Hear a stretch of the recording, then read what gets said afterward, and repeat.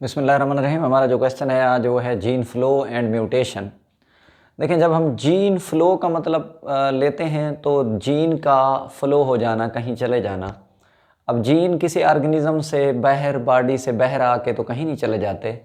इससे मुराद ये होता है कि जब एक इंडिविजुअल एक जगह को छोड़ता है, एक पॉपुलेशन को छोड़ता है और कहीं वो दूसरी आमतौर पे जगह पे चला जाता है, तो दूसरी पॉपुलेशन में चला जाता है, तो इसे हम नाम देंगे माइग्रेशन ऑफ इंडिविजुअल। जो है वो रिलेटेड है जीन फ्लो से। ये जीन फ्लो है। अब जो जीन फ्लो है ये दो तरीक़ों से होता है। एक है इमिग्रेशन, यानी एक इंडिविजुअल का एक मुल्क से दूसरे मुल्क तक चले जाना, यानी एक पॉपुलेशन से उसी तरह की इंडिविजुअल में चले जाना जो दूसरी जगह आइसोलेटेड पॉपुलेशन है। इसी तरह दूसरा जो फैक्टर है वो इम माइग्रेशन है। इम माइग्रेशन का मतलब होता है कहीं से किसी इंडिविजुअल का आ जाना। जब वो आएगा तो अपने साथ अलील या जीन भी ले आएगा। तो इससे ये ज़ाहिर हो रहा है कि जो जीन फ्लो है इससे फ्रीक्वेंसी जो है वो चेंज हो जाती है। जीन की या अलील की जो फ्रीक्वेंसी है वो चेंज हो जाती है। लेकिन ये जीन फ्लो ऐसा तो नहीं है कि हर पॉपुलेशन में होता है। कुछ पॉपुलेशन ऐसी होती हैं जिनके अंदर ये सिग्निफिकेंट नहीं होता, ज़्यादा अहम नहीं होता ये जीन फ्लो। लेकिन जो बाकी पॉपुलेशन है वो उनमें ये ज़्यादा सिग्निफिकेंट होता है कि इससे वेरिएशन आती हैं, इससे एवोल्यूशन आती हैं। तो हार्डे वेनबर्ग ने ये कहा था कि अगर जीन फ्लो नहीं होगी तो इससे कोई एवोल्यूशन नहीं आनी, कोई वेरिएशन नहीं आनी। जी, दूसरा फैक्टर जिसकी मैं बात करने वाला हूँ वो है म्यूटेशन। अब देखिए, म्यूटेशन का मतलब तो चेंज इन डीएनए है, चेंज इन क्रोमोसोम है। तो ये चेंजेस हैं इन structure of gene and chromosome. अगर क्रोमोसोम और जीन की जो स्ट्रक्चर्स हैं अगर उसमें चेंज आ जाती है तो that is called the mutation. अब ये म्यूटेशन जो है वो खुद ब खुद भी हो सकती है, स्पॉन्टेनियस भी हो सकती है। म्यूटेशन जो है वो इंड्यूस भी हो सकती है, कोई फैक्टर भी उस पर इफ़ेक्ट कर सकते हैं जिन्हें हम म्यूटाजीन्स कहते हैं। अच्छा, अब देखें, ये म्यूटेशन जो है ये आम तौर पे हार्डे वेनबर्ग थ्योरम में एक फैक्टर के तौर पे डिस्क्राइब किया गया है कि अगर ये म्यूटेशन ना हो तो उस पॉपुलेशन के अंदर एवोल्यूशन नहीं होगी। उन्होंने कहा था कि जो म्यूटेशन है जब ये आम तौर पे होती हैं तो इससे फ्रीक्वेंसी ऑफ अलील चेंज हो जाती है। लेकिन बाज़ दफ़ा म्यूटेशन होती हैं लेकिन फ्रीक्वेंसी ऑफ जीन या अलील चेंज नहीं होती। तो हम ऐसी जो म्यूटेशन है उनको जी हम नाम देंगे कि ये म्यूटेशन इक्विलिब्रियम इसे कहेंगे। That is called the mutational equilibrium.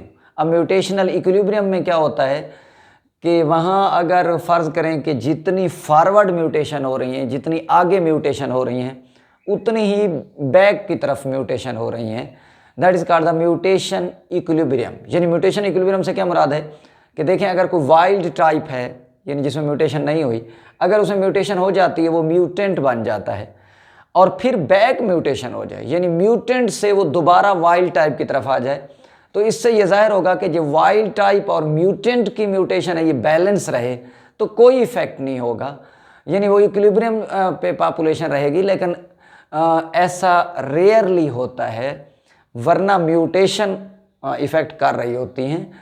तो जब म्यूटेशन इफ़ेक्ट करती हैं तो इससे फ्रीक्वेंसी जो है वो चेंज हो जाती है।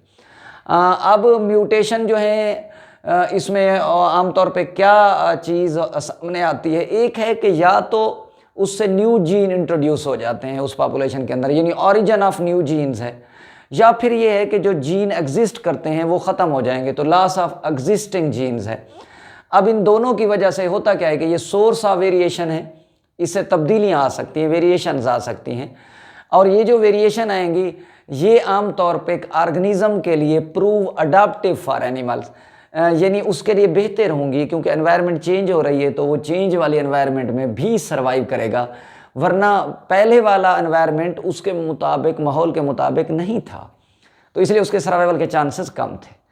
अब देखें, ये जो म्यूटेशंस होती हैं ये रैंडम इवेंट्स है, यानी ये आज़ादाना ये प्रोग्राम है, आज़ादाना तौर पे आम तौर पे ये चेंजेस आती हैं।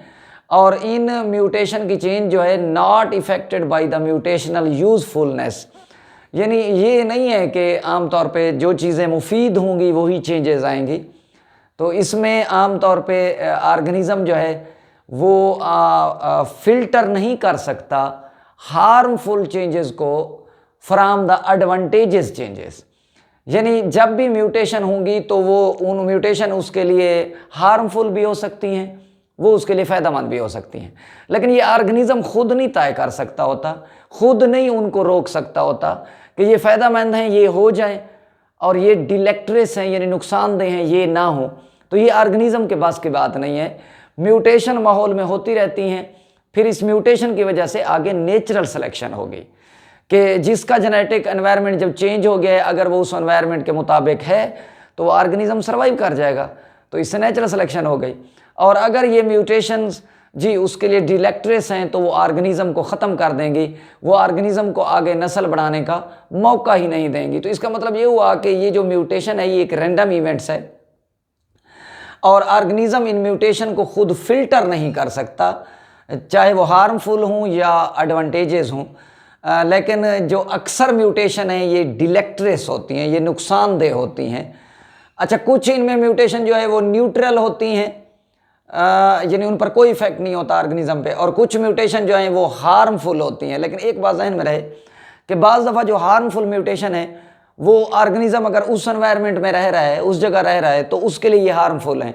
अगर वो एनवायरनमेंट चेंज कर जाता है, वो हैबिटेट को चेंज कर जाता है, कहीं और दूसरी जगह चला जाता है, कि शायद वो म्यूटेशन उसके लिए वहाँ वो फ़ायदेमंद हो। तो ये म्यूटेशन जो है एनवायरनमेंट से भी वेरी करती हैं, मुख्तलिफ करती हैं। मतलब ये होता है कि कभी तो ये ऑर्गेनिज्म को सर्वाइवल के चांसेस देंगी और कभी तो ऑर्गेनिज्म की उसके लिए फैटल होंगे, नुकसानदेह होंगी। अब देखें म्यूटेशन जो है ये इक्विलिब्रियम मेंटेन कैसे होता है। मैं पहले भी जिक्र कर चुका कि जब वाइल्ड टाइप से कोई ऑर्गेनिज्म म्यूटेंट बनता है तब्दीलियों से, और म्यूटेंट दोबारा वाइल्ड टाइप बन जाए, तो इस बैलेंस को हम नाम देंगे म्यूटेशन इक्विलिब्रियम। और म्यूटेशन इक्विलिब्रियम से हार्डे-वेनबर्ग जो प्रिंसिपल है, थ्योरम है, उस पर कोई इफेक्ट नहीं होता। यानी उसके मुताबिक अगर ये म्यूटेशन इक्विलिब्रियम पे रहे तो पॉपुलेशन नॉन इवॉल्विंग रहती है, लेकिन ये एनवायरनमेंट में होता कभी कभार है ऐसा। अब म्यूटेशन का प्रेशर क्या होता है, देखें measure of tendency for gene frequency to change through mutation. देखें अगर म्यूटेशन के ज़रिए अलील या जीन की फ्रीक्वेंसी में जो चेंज आ रही है उसकी जो सलाहियत है, टेंडेंसी है कि कितनी आ रही है, अगर उसको मेजर कर लेते हैं तो that is called mutation pressure. यानी ये मेजरमेंट है जीन फ्रीक्वेंसी की जो चेंज आएगी, चेंज इन जीन फ्रीक्वेंसी की टेंडेंसी को, टेंडेंसी सलाहियत को कहते हैं। यानी इसका मतलब ये होता है कि जीन फ्रीक्वेंसी में जो चेंज आ रही है उसकी जो टेंडेंसी है कि वो कितनी चेंज आ रही है, ज़्यादा आ रही है, कम आ रही है।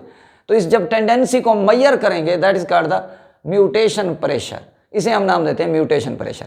अब देखिए नेचुरल सिलेक्शन कैसे होती है। अब देखते हैं कि कुछ फिनोटाइप जो हैं वो एनवायरनमेंट में ज़्यादा नज़र आती हैं जानदारों में, और कुछ फिनोटाइप जो हैं वो आमतौर पे नज़र नहीं आती या कम होती हैं।